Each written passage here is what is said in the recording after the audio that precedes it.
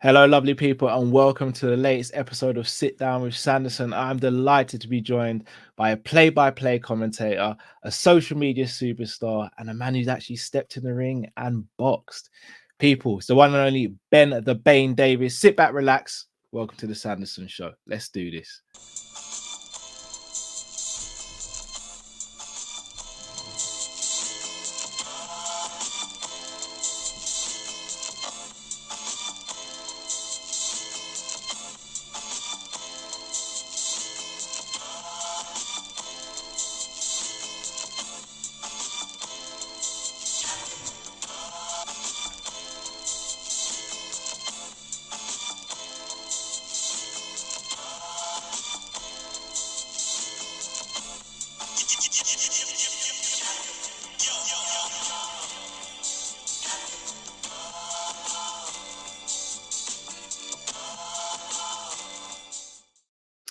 Ben the Bane Davis, how are you doing, bro? I'm good, man. Better after that intro. Happy to be here. Nice. Thank you so much for doing this. Really appreciate it. I reached out to you on a whim randomly, and you got back to me. I can't complain. Thank you so much. Ben, I'm just gonna get into it, man. How did you get into MMA? What was the first introduction? What made you fall in love with the great sport that so many of us love?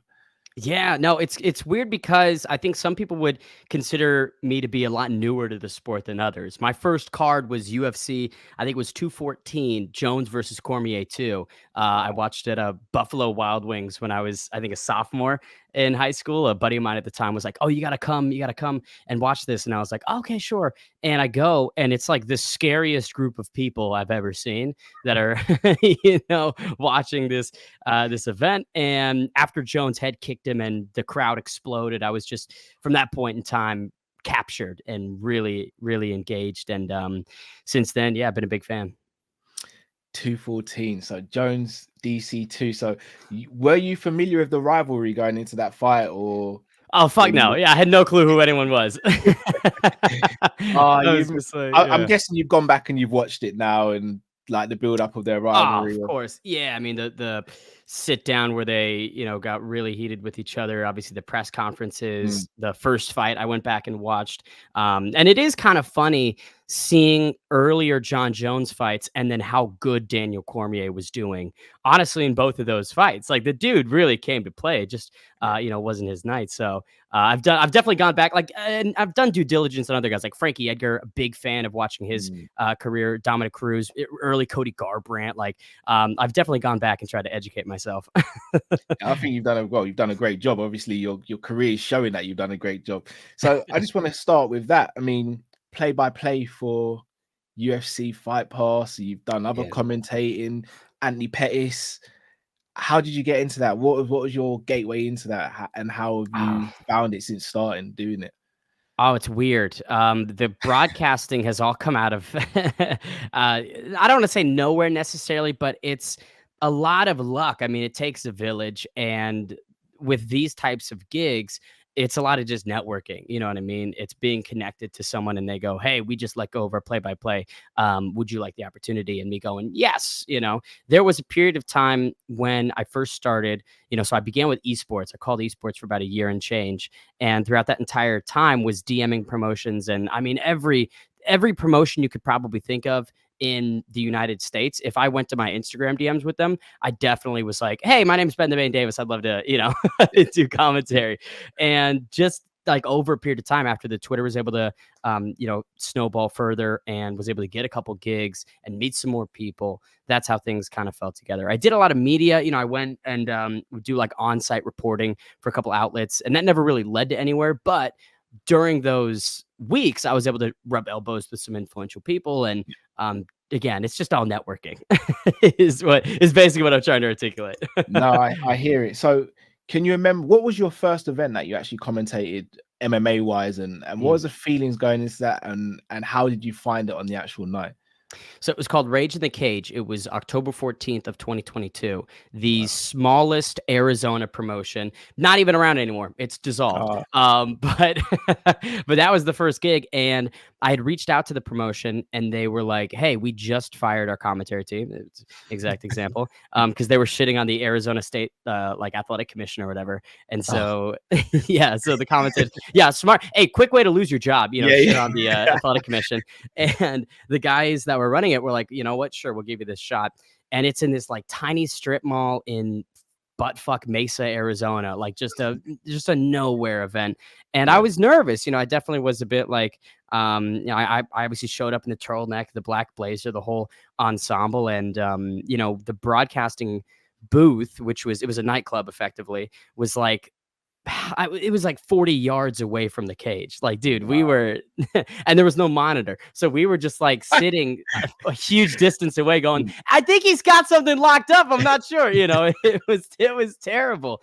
But it was a really fun night, and I came away from it super pumped up, and I did several more Rage in the Cage shows, and then was able to take that tape and, get to a better promotion. But yeah, that was the first one. And to give you another scale of like how small this promotion was. Our weigh-ins the day before was at a pizza place. We did the No weigh-ins at a way. fucking pizza place. Yeah, so like As in a restaurant. as in a restaurant. Yeah, so No way. so there were people like ordering food and eating pizza like 5 feet from where we were doing our weigh-ins, and my one-on-ones with the fighters.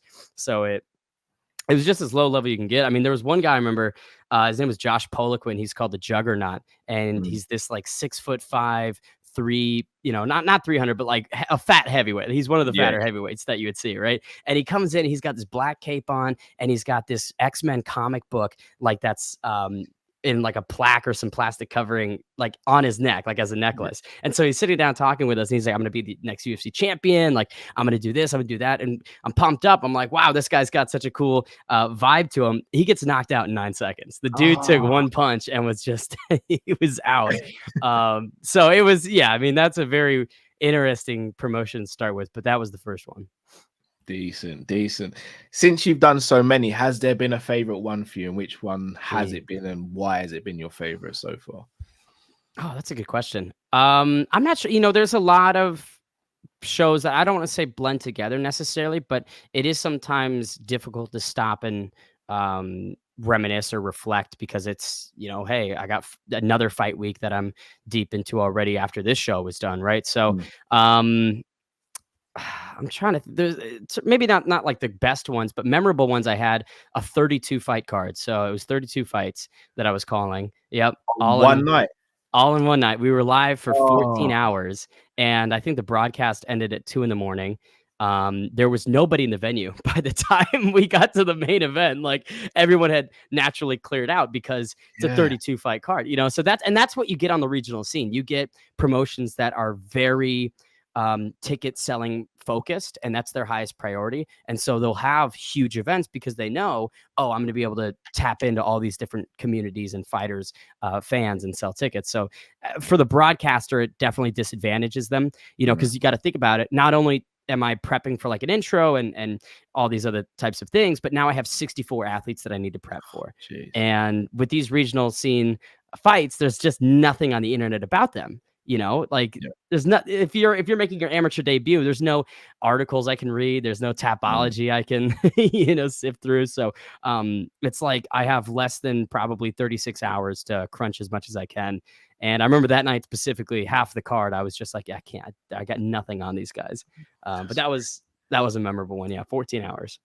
Jeez. And I mean, I'm glad you brought it up, because you look at someone like Anik, who's, I wouldn't say had a moan at people, but just kind of articulated how he's felt he's been treated in some aspects. You look at when Dominic Cruz called out DC about not doing his homework and stuff.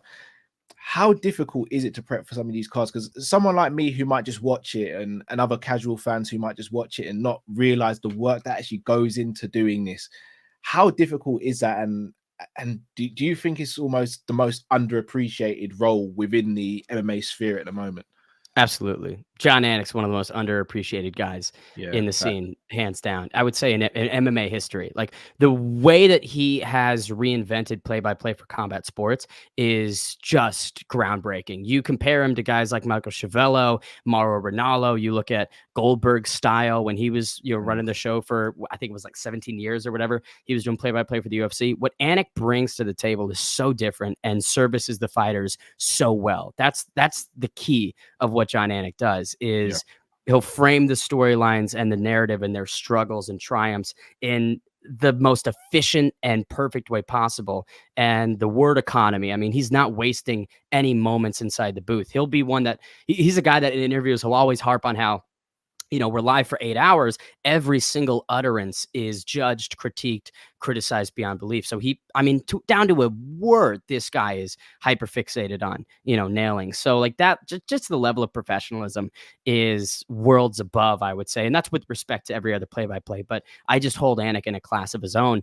And, you do look at some of the fans these days, and like your own admission, a lot of it's just not visible. A lot of that prep, a lot of the thinking of how you want to execute and articulate, it's just not visible because it'll just glance over people as part of the UFC experience. And, they'll never know. Then they'll never see John for 8 hours a day during fight week, sitting there with his notes and writing and scripting the open and running through it and the rehearsals. Like, it's just not something that fans see, yet they have so much confidence in shitting on him, and they have they feel like they have so much authority in dispensing their thoughts online, which, hey, everyone's entitled to it. You're always entitled to flip up Twitter and go blah blah blah and then hit post. That's what everyone's been granted these days. But I do empathize with his frustration, and I think that there is a level of it being warranted, and I think that his words got twisted, especially by Sean Strickland chiming in. He wasn't calling MMA fans the lowest common denominator. He was just saying, on average,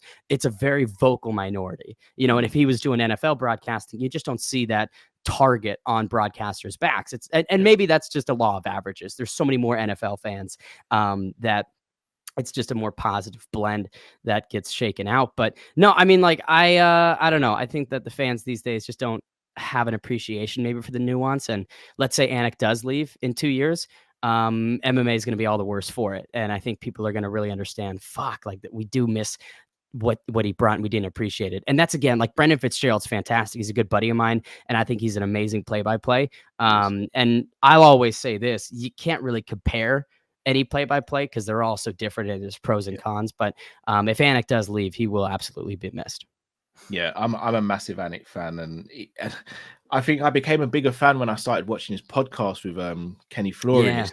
Could you see a completely different side? He's so professional when he's working, and then the first time I listened to a podcast, I was like, "Oh, did he just swear?" Like, I'd never. You don't even think like, he's a human being. Like, he does swear and stuff, but because he's so professional, because he's so regimented in his approach, and because he's so damn good, you don't even associate the human side of him almost, because he's that much of a perfectionist. But again, if you don't mind going into some of the details, like you mentioned play-by-play, I don't think some people know the difference between the different commentators a lot of the time. So as you said, you've got Anik, who's a play-by-play. You sometimes will have the color commentary alongside that. What do you think are the biggest differences, and how would you explain those to someone who's not necessarily privy to that information or knows too much about it? That is one of the things that surprised me about MMA fans, is that there was a lot of ignorance about play-by-play and color commentary and the specific roles. I feel and this isn't meaning to be disrespectful or, holier than most, but like, I feel like it's pretty obvious, the distinctions, but from my defining of it, is the play-by-play is the quarterback. He's the pilot. He's the captain of the ship. And the color commentators, they're the wide receivers. They're my flight attendants or my co-pilots. So I'll take the snap and I'll be tossing to them. I'll be queuing them up and facilitating the booth throughout the night. So let's say I'm calling a show with Bilal Muhammad over at APFC. When someone's deep in on a takedown, I'm gonna cue him up. I'm gonna tee him up. I'm gonna toss it to him relative to his expertise. He's known as the grappler. Let's have the grappler break down these grappling sequences, right? Kind of intuitive. If Jason Anik's in the booth, I'm not going to throw the complex to Jason Anik. He doesn't train. He's not a fighter, former or active, so I'm going to cue it up as more of a fan catharsis, the viewer relating to Jason Anik. So let's say in between rounds 1 and 2, I'd softball to Jason. What would you want to see more from either fighter? It's not a technical question. It's not asking him to break down or articulate to the layman. It's simply, man, this guy was doing a lot of great work with the hands, but I felt like the cage positioning was a bit off. I'd like to see him come forward more. Boom. That's not something you need Bilal's extensive career and wrestling experience to be able to say or feel justified in saying. So I would say at the basics, it's the play-by-play is the captain. They're riding the ship, and they are facilitating everything else. So I'll break that down again for anyone watching. We've got quite a lot of British fans, so sure. American football, I barely know that. Football, in terms of football terms, that would be the midfielder who's providing assists to the attackers effectively. So spreading through balls, and the attacker goes and finishes the shot, and they get the goal. So effectively, you are the facilitator, but you're almost the person who gets the least amount of glory, because again, and I'm quite fortunate that I've worked in and around the scene and stuff. I actually think play-by-play is harder than color commentary, and that's not me trying to diminish what color commentary. It's much more difficult. Yeah, no, it's not. Because again, you have to think about it. They're doing the open, they're scripting the intro, and then all of those throws, and then the in between, like weaving. Yeah, like I always say this, like a color commentator, and this is a response to what you said about Cruz in DC, because it is shitty to throw your coworker under the line of fire. How did DC improve though? If I'm going to be honest, and I'm a DC stan, but I feel like his game has gone up a level because of it. I agree. I completely agree. But with a good play-by-play, you almost don't need to have much background information on the fighters. It's more of an analysis and deconstructing what's going on inside the ring. Like when I work with, Urijah Faber, for instance, we just did a show in Northern California last week. With respect to him, because he's a really busy guy, he doesn't have time to prep as much as I do, right? So he'll do a brief glance right before the show begins, but then he just gets right into unwrapping what you're seeing and breaking down the action. That's why one of the reasons why I love working with him. He articulates, but sometimes he doesn't know much about the people. So it's almost, I don't want to say it's not a prerequisite, because at the UFC level, of course, if you're getting paid that amount to go do color commentary, you should probably do the homework. But that's a great way of putting it. Yeah, the differences for the UK audience. Can I ask you, because obviously you're working in the scene now, how hard is it to potentially separate your personal relationships, or your admiration for certain fighters, and like your dislike for certain fighters? We're human beings, a dislike for certain fighters. How hard is it to sort of navigate around that? Because that for me is one of the hardest things in this industry. Even though I'm only doing YouTube, like there's certain fighters I really don't like their personas, but I still have to be professional in speaking about them. But you're on a higher level where you're actually in and around some of these fighters. How difficult is it to manage that and to be professional, quote unquote, when you're working alongside or announcing for these fighters? Yeah, it's weird. It gets weirder, because for me, the Twitter was built through a lot of memes, jokes, nothing necessarily. We're gonna get to a Twitter soon. Yeah, we'll tell. Maybe this will be a good segue with the answer to this one. But like there's a lot of things that I can't say, or jokes that I can't make, that 2 years ago I'd be able to. And I hold this. I'm not a very mean-spirited guy. Nothing I say is meant to be super antagonistic towards fighters, or I have so much respect for him and a lot of passion for the scene. The last thing I'm doing is trying to shit or just unnecessarily troll people. But jokes are jokes, what I mean? I like to think I'm a comedic guy, and it's all in good fun. But yeah, there's a lot, and I literally just had a phone call with Brendan Fitzgerald last week, and one of the things he mentioned, he was like, hey man, some of the things that you joke about, if you want to work further in the scene and like with the UFC down the line, you probably can't joke about those things. And I'm like, it's fair. It's a completely valid point. So, to your thought and question, it's not hard, but sometimes I think I make it harder on myself by, let's say, joking about Jamal Hill. And I've literally hung out with Jamal. Like, I've got to define, he probably doesn't know who he is, but we've hung out on 2 different occasions in the same spot. So, that was a bit of a bummer. And yeah, so in that sense, like, I think a lot of people in person are much more different than they appear online, Same goes for me. Like, if we're hanging out, then like Sean Strickland, for instance, everything he says online, his online persona.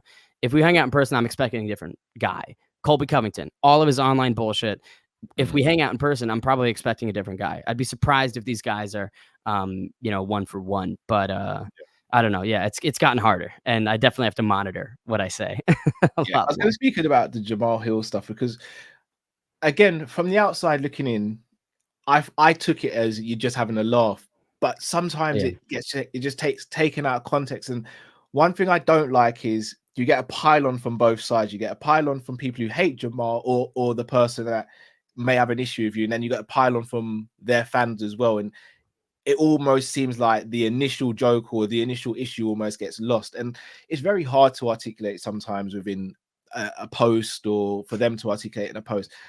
How difficult do you find it when you, as you said, you've hung out with Jamal Hill? I think Makayev, you had a situation with Makayev yeah. recently as well. And how difficult do you find it when you've made a joke and then they're like, they've taken it completely wrong, and you're like, oh, that's not what that meant. That was just a joke, and you should have just taken that as a joke. How frustrating can that be? I don't know if I would ever say it's frustrating because I never, again, I'm like trying to be ill will toward these guys, and I even hate calling it a situation. It's just Oh, a that's why it's cut you. misunderstanding. That's why I say is why Yeah, that's why it might be frustrating, because I can see there's no malice in it. I can see you're just having a right. laugh, but it obviously gets taken in away, and then people pile on, and then the truth just gets lost in the whole melee of everything. Yeah, and that's the biggest thing is, like, people's impressions and their perspectives these days are so easily warped, and they'll hop into a thread like that and go, "Oh, Ben's just a fucking asshole," you know what I Yeah. mean? And it's not even categorizing the initial intent, which, again, like you said, becomes no longer important. And I'll say this, like, in the follow-ups to both of those, I just had a conversation with someone about this. I posted their reactions after the fact. And I'll listen, hand up, I think that was petty on my part. Yeah. I don't think I should have done that with a Yeah. reflection. I'm like, yeah, they're just that solely's my initial words of, oh, there's no ill will, I'm not trying to antagonize or draw negative feedback. But I do kind of walk back that line where I'm Yeah. going, oh, look at this stupid response from Jamal or Makayev. Like, it kind of makes me a hypocrite. So I apologize there. But no, it is, like I said, it's just something that I got to monitor. And I think the jokes that you'll see me making as I move forward are just going to be a lot more tame and not really, publicly I won't be able to say a ton. Privately, I'll fucking, whatever, make as many jokes as I Yeah. want. Yeah. I mean, I'll still the same Yeah. shit to the boys, but yeah, publicly it's like, all right, I'll tone it down because it's not worth it, right? There's Yeah. really no value to me being like labeled or perceived as this or an asshole to fighters. Like, that's not what I'm really trying to achieve. Yeah. But at the same time, you built your reputation on Twitter as being a fun, Yeah. jokey person. Like, obviously, you must have enjoyed doing that. So, is that going to take away some of the love from what you're doing, even though you're going to be climbing Mm. and having a bright future, God willing? Like, is that going to take away some of the love from it? I would almost say that the thing that's taken away my love the most for combat sports um, has, I would say, been the new age of fans where it's just Mm. a lot of toxicity, negativity, and, like you said, misunderstandings of certain things. But also, like, it's, I don't know, working in the industry has given me a different perspective on the sport. And I don't know, I think it was a lot more simple when I was just a fan. And there's times where I wish almost, oh, I just could go back to that. There's you don't know the problems that you're gonna have 2 years from now when you're deep in something, right? Yeah. So I don't know. I think there's a level of that, but no, I mean, if I make certain jokes, I don't think that adds or detracts. It's all love at the end of the day, and it just depends on what I want. If I want to work for the UFC, let's say I want to be the lead play-by-play for the UFC, then every action I take has to be productive and constructive towards that goal. Yeah. Posting certain jokes and things like that, that kind of walks me farther away from that goal, doesn't it? So Yeah. it's just about, yeah, it's just about being smarter with the decision making, whether I like it or not. No, I hear it. The thing is, I can relate to that because outside of this channel, I also have a football channel dedicated to Liverpool Football Club, and like I was even speaking to my missus and a couple of friends, and I was just like, I remember I'd like have the guys come around and we'd watch the game together. I can't do that now because we do watch-alongs for the games, and Yeah. I remember like I'd be able to just kick back and watch a game, just and like absolutely love what I do. I'd never quit, but there are those days where I'm like, I could do without the trolls. I could do without people quoting me with what I say, and I could do with just sitting back with the family and just watching the football match and enjoying it. Whereas you can't fully immerse yourself in it when you're doing a watch long. So I can fully relate to what you're saying in there. Dealing with trolls, I'll be honest, it's one of my most frustrating things. And as you said, I don't think the new age of fan is just exclusive to MMA. I think that's the case in pretty much all walks of life now, which is probably even more unfortunate. How do you deal with the trolls? How do you mentally get over the hurdle of thinking, why is this person jumping in my DM and saying wild stuff? Why is this person always commenting on my posts? How do you deal with that?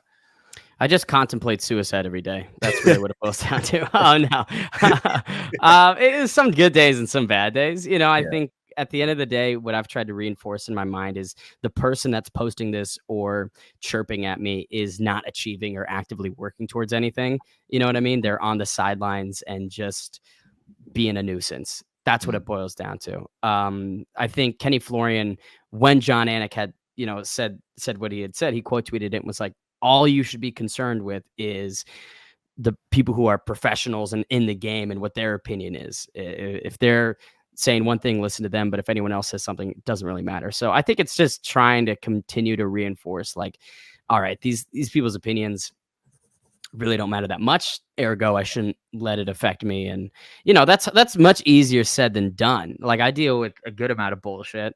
And with the things that I've chosen to do, there's a lot more ammunition than the average person, like me getting knocked out by Gabe Silva.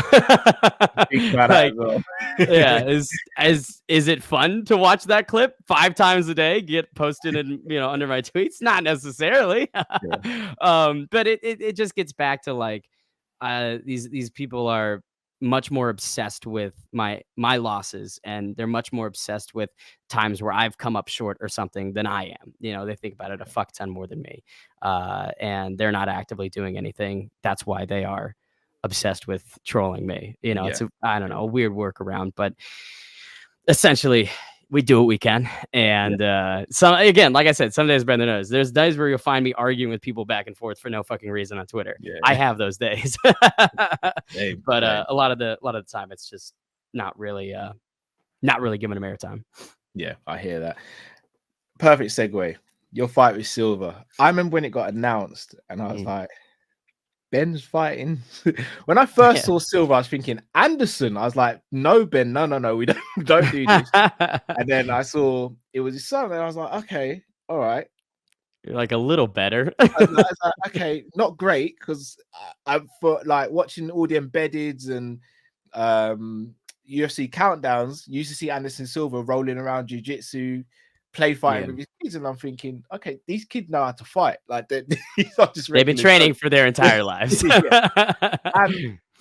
You stepped in there and you fought, you lost, you got stopped. But surely there has to be a point where people step back and go, he's talked the talk and he's walked the walk. So people may turn around and they, as you said, people may throw the post that you getting knocked down and stuff. But really and truly, what can anyone say? Because you've actually been in there, you've done it. Again, no disrespect, you were never going to win that fight. No, never. But for me, that means, in my opinion, that means you've got more balls, because you're going into a situation knowing you're probably going to get hurt or lose, and you still did it. You could have backed out of that any time for any reason, and you didn't. What made you so determined to take that fight, and would you do it again? Oh, absolutely would do it again. I'd fight Gabe again. I don't give a fuck. I'm about it, man. I'm about it. No, yeah, there was a lot of reasons why I took that fight. It wasn't simply, oh, I just want to fight, and that'd be a dumb singular decision, right? But it was a job interview, effectively. I wanted to broadcast on DAZN. I wanted to do on-air work with Misfits, and this was the quickest way to doing it. It's almost reverse engineering how the UFC finds their color commentators. Look at the color commentary booth. Joe Rogan and Laura Sanko are the only people that have not competed in the UFC to occupy that color commentary spot. So I was like, maybe I could do the same thing with Misfits. And during that fight week, right, while I was obviously talking shit to Gabe and doing all that stuff, I was also talking with the DAZN team and getting more familiar with the Misfits team. networking. You Yeah, know what I yeah, mean? It's what it boils down to. And it was a great content opportunity. Like, obviously the platform that you get the chance to compete on, and the exposure is fantastic. It was nice to make a bit of money, but no, I mean, I think that if I'm matched up against someone that's much more my skill level, that would be a lot more interesting than me fighting someone like Gabe again. I've yeah, already been fed to the wolves. I've already been the yeah, nail. Let me be the hammer. Make me give me something that's a little bit more my speed, because I definitely would love to fight again. But if it is someone like Gabe, where I know I'm just going to get steamrolled, then I don't know. I've already done that. yeah, I did that even before with the grappling match, right? With yeah, the yeah, black yeah, belt over at CFFC. yeah, So I'm like, it's time. It's like, listen, when you think about it, I'm 0-3, man. I'm 0-3. yeah, I've got the grappling match loss. I've got the Gabe loss, and then that dumb Indian wrestling bullshit in yeah, Thailand. So I'm yeah. technically 0-3. It's time I get a win, man.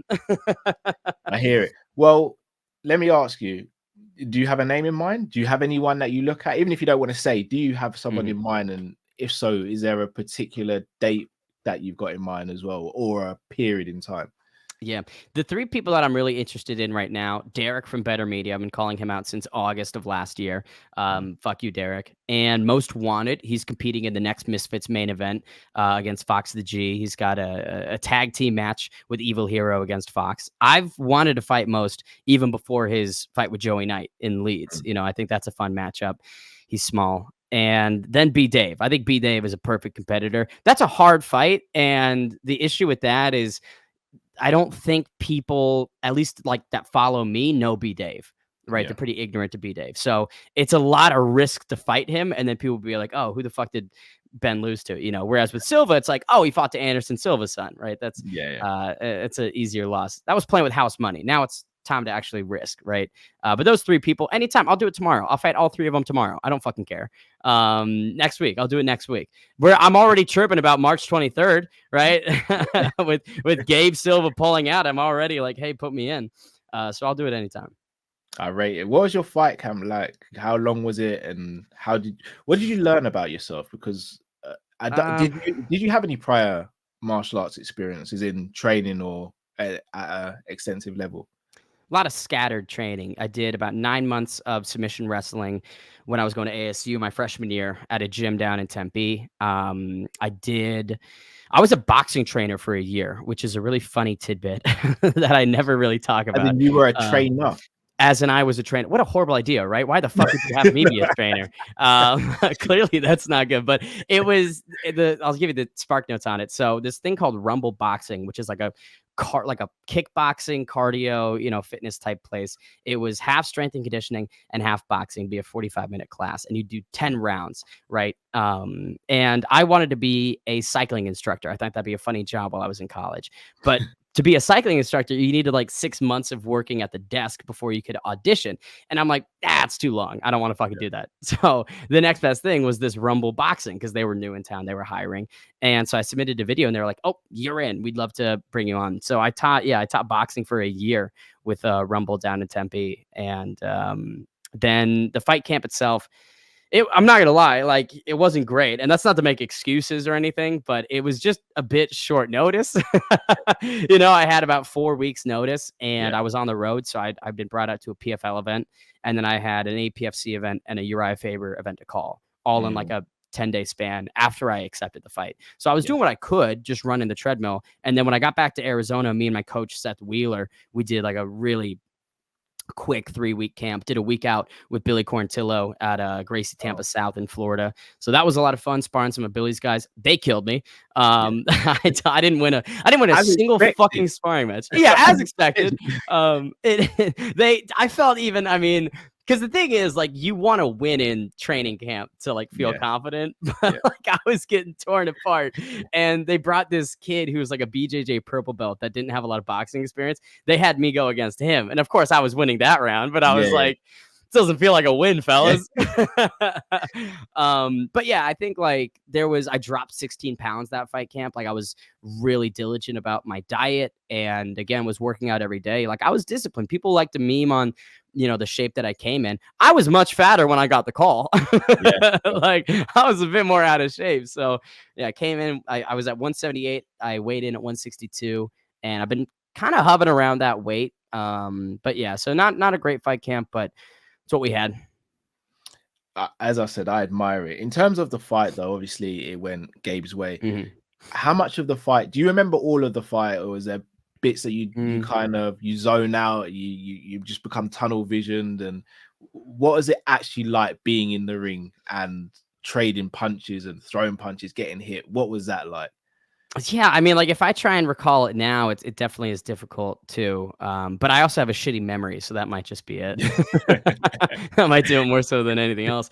But it was, I felt okay in there, man. I felt like weirdly calm. You talk to a lot of fighters and they're nervous and there's some jitters before a debut, but I do genuinely think the fact that I was pretty confident what was going to happen, it allowed me to be at peace almost. I could just let go and just try and do my best. So when I was walking out there and during the introductions and the fight itself, like there was just no nerves. I felt good in there. I felt like my movement was okay. I felt a bit quick. I will say after the first knockdown, I let go of the entire game plan, which was, hey, rookie mistake. Mike Tyson says it all the time. Everyone's got a plan until you get punched. So. Oh yeah, dude. And like, I'll tell you, our first round game plan, we wanted to just stick behind the jab and not throw anything else. We just wanted to jab him and keep him at range and just see what he wanted to bring. Because we weren't sure. Most of his fights, he was on the back foot. He's up against the ropes. And he just didn't come forward. So we were like, okay, let's gauge and see what he's going to do. We came forward. And so we were like, all right, that's different than what we were expecting. But yeah, after I got knocked down, you see me clinch a lot more. You see me throwing like everything that I have. So clearly I just forgot the game plan. But even the punches themselves, like I wouldn't say Gabe is a supremely powerful puncher. And that's, again, people are going to say, oh, that's stupid, you got knocked out. But it's not the power, I think, that got me. You know what I mean? It's the deceptiveness. He's a really just tricky striker. And again, fair props to him. Like, it was a beautiful shot. I thought he was going to the body, so I brought the hands down, got clipped to the chin. But, there was one, I tossed a jab out there and he comes over the top with a right hand and cracks me. And after that, I was like, that was a good punch, but it wasn't bad. I was like, okay, it was the cleanest counter he could possibly get. And I was like, I could wear that decently well, but it's just the timing of it that he's so good with. And again, you could tell he's trained for like 26 years. Exactly. There's levels, but look, I do admire you that you got in there. Guys, if you haven't already, please do smash the like button. Also, make sure you go and head over to Ben's channel and subscribe. Got a few more questions for you. So I'm going to do a little quick fire round here. I just want the first answer that comes to your mind. So don't think too much about it. So, sure. Your favorite fight that you've watched? Ooh, Brian Ortega versus Max Holloway. Great fight. Love that one. Brilliant fight. Your favorite KO? Favorite KO? Oh gosh, that's a good question. I don't know. I think it might be Thiago Santos and Jimmy Manawa. That's such an underrated knockout. Yeah, you're not. That's gotta be tough for you. I know the poster boy is a UK guy. I love that. Jimmy from my neck of the woods as well, and I've actually been in when he's been training. I've done some footage with him and stuff. Nice one. It'd be tough if I followed up and I was like, I think my second favorite is the Alexander Rakic KO. I landed me in hot water. Favorite submission? Favorite submission that I've seen. Fuck, man, I don't know. It's a good question. I think it had to be Davy Grant's inverted. What was it? An inverted triangle over Rafael Assunção. Yeah, crazy because it's A, I don't think it'd been done in the UFC before, and B, he was literally losing the entire fucking fight. Yeah. Like Davey was not going to win that decision, and third round just snatched it up and put him out cold. I don't know. That would probably be one of the craziest ones. That's a shout. Favorite fighter? Favorite fighter? Oh, come on. I gotta go with my boy Billy Quarantillo. That's the dude I'm closest with. That's the homie. Billy Q, great fighter. And one wild take you have that you're willing to die on that hill. Ooh, one wild take. I mean, I don't know. It's. I think people are coming around to it, but like I've been shouting for Bilal Muhammad to get a title shot for like a year. You know what I mean? It's been a long, even before he took that short notice fight with Gilbert Burns. I was like, why are we entertaining any other option? This guy's deserved it. He's got the top 15 wins. There's history there with how that first fight was going, and you could talk about, oh, he was getting torn apart by Leon Edwards. Sure, he was, but Leon Edwards was getting torn apart by Kamaru Usman before he landed that knockout in round 5. So it's, you know, it just makes so much sense. I was really bummed in December when Bilal was passed over and Colby Covington got that unbelievably unwarranted title shot. So I would say I've been on the Bilal train for a long time, and that's the hot take. Yeah, I'll be honest, I don't even think that's a hot take anymore. Again, no secret about him, from England. Love Leon over here, like over the moon. He's champion. I do think he'll reign for a while as well. Yeah, but it's got to be Bilal next. The fact that he wasn't even offered the fight for 300 is, I mean, it's crazy to say the least. And I look, I don't want to go into the political stuff. I have an idea as to why he's not being offered the fight, and I think it's borderline criminal, if I'm going to be honest, because what more can he do to deserve it, in my opinion? And exactly for the integrity of the sport, I think it needs to happen. It has to, because if we continue to pass him over, it's no longer a meritocracy. It's no longer a sport, man. It's near in WWE. It's much closer to WWE than it is a sport if Bilal Muhammad continues to get his title shot. And I did text him. I texted him a couple months ago, and I was like, hey, like, when's your 300 fight going to get announced? And he was like, soon. And clearly that's not what happened. So I don't know, man. Who knows? Again, I'll be honest, I do think Leon wins. I don't think it's going to be, I don't think it's going to look like the first fight. I think it'll be a much tougher fight. But he deserves the fight. It's almost reminiscent of when Leon was chasing the belt. Like, everyone kept on getting a title shot before Leon, and then you're like, when's Leon going to get his shot? Gets his shot, pulls off a fantastic win, and then beats Kamaru in the rematch. So who's to say Bilal can't beat Leon? There's a world where he absolutely can. So he has to be given that opportunity. And I'm glad you said what you said in terms of, Leon won the first round, was winning the second round, but how many fights have we seen like that? Brian Ortega at the weekend, getting smashed to pieces in the first round, comes back and submits him in the third round. So we have to see these fights rather than just assuming what's going to happen. So especially, you know, it's crazy how we keep seeing this repeated. Remember Tony Ferguson's like 12-fight win streak at lightweight, and he never got that undisputed crack. Like, I hate that it's normalized that these deserving contenders aren't getting opportunities, because again, it's their livelihood, man. Like, they are sacrificing so much, and I don't know, it's stupid. But I mean, even with Tony, I mean, the difference with Tony and Bilal, at least Tony got the shots, and on the foot, like the first one he injures himself, and then the second one the pandemic hits it. So it wasn't even like they were passing him up. They genuinely tried to make the fight. With Bilal, they are just continually passing them up. Like, it's crazy. I'm glad you mentioned Ferguson though, because my wild take, I don't know if you agree, is, and I'm willing to die on this hill, and I know I'm going to get absolutely slaughtered for it. I think when Khabib and Tony were scheduled to fight, I think Tony would have beaten him. That is a wild take. I know. The take ages like worse every time. It might be the greatest what if in MMA history. You know, if Tony Ferguson and Khabib fought, what would have happened? And prime Tony, when he's on that win streak, when he has the confidence, when he's at his sharpest, you know, you never know what could have happened. I think it's a close. I think it would be a close fight. But I don't think Tony would win. I think Khabib's career went like that, and Ferguson's has obviously gone like that. I think when Ferguson was on the rise, or at his peak, Khabib was still getting there. I think he would have caught Khabib at a time where he wasn't fully ready for that fight. I could agree with that. I think the timeline would have worked out where it wasn't prime Khabib yet, or it wasn't at his best Khabib. So I same thing with like maybe some of Charles Oliveira's losses, right? Back in the day, right? And then now he's locked in, and it's just a different monster. Like, I don't think, you know, I just don't see Cub Swanson beating Charles Oliveira, right? Yeah. You know what I'm saying? But yeah. Completely agree. So before we sign off, what are your future plans, bro? You've obviously spoken about play-by-play commentary for the UFC, etc. What if I was to say to you in 5 years' time, this is where you can be? what would it be? Well, let me take you and take a look at my short, medium, and long-term goals board. So, medium, we've Have got. you really got one? I do. Yeah, I it's rate right that. there. I rate that. Love that. I would say in 5 years, hopefully doing play-by-play on the Contender series, maybe Road to UFC, maybe a permanent fixture of UFC on the Line or some of their shows. Network play-by-play, so getting further involved with, a traditional ESPN or an NBC or something like that. I would love one day to commentate the Olympics and be one of the Olympic commentators. So those two. Maybe hosting some sort of ESPN show within 5 years. I think that would be interesting. But yeah, that's the medium-term goals. Love it.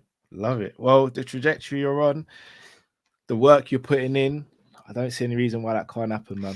Yeah, if I keep making jokes, then it's definitely not going to happen. You know what? The world we live in, the jokes you make, they might actually help you even get there further. So you never know, man. You never know. Maybe.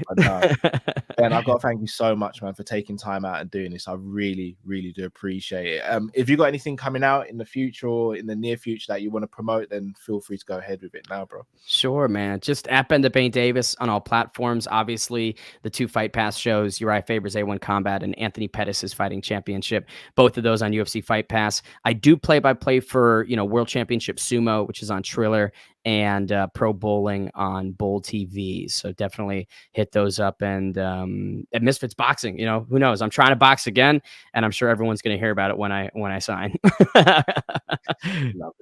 Love it. Guys, thank you so much for watching. If you haven't already, make sure you go and head over to Ben's channel. The link will be in the title. So all you have to do is click the link, go subscribe, go and support him on X, formerly known as Twitter. He's got a great platform. He's also on Instagram. So make sure you go and follow and support Ben. Ben, once again, thank you so much. This has been the Sanderson Show, people. Please make sure you smash that like button and make sure you follow. Until next time, take care.